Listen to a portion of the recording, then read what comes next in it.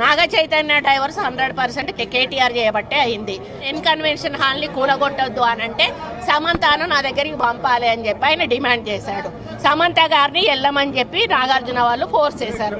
సమంత నేను వెళ్ళను అనింది. వెళ్ళను అంటే వాళ్ళు చెప్తే వింటే విను, లేకపోతే వెళ్ళిపోండి డైవర్స్ ఇచ్చారు.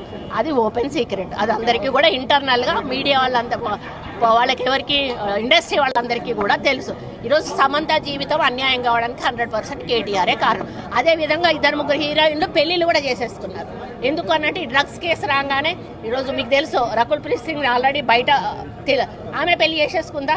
ఇంకొకరిద్దరు హీరోయిన్స్ కూడా గబగబా పెళ్లిళ్ళు చేసేస్తున్నారు. ఈ తలకాయ నొప్పి మాకేంద్ర బాబు, మేము ఇరుక్కుంటాము. ఆ రోజు ఆయన అధికారం ఉండి ఈ విధంగా వాళ్ళ ఫోన్లు ట్యాప్ చేసి వాళ్ళు ఎవరితోటన్నా సీక్రెట్ గా మాట్లాడుకున్న వాటిని రికార్డ్స్ తీసుకొని ఆ రికార్డ్స్ వాళ్ళకి వినిపించి బెదిరించి, ఇగో ఈ రికార్డు మీద ఉంది నా దగ్గర, మీరు కానీ రాకపోతే ఈ రికార్డు నేను బయట పెడతా అనే పద్ధతిలో చాలా మంది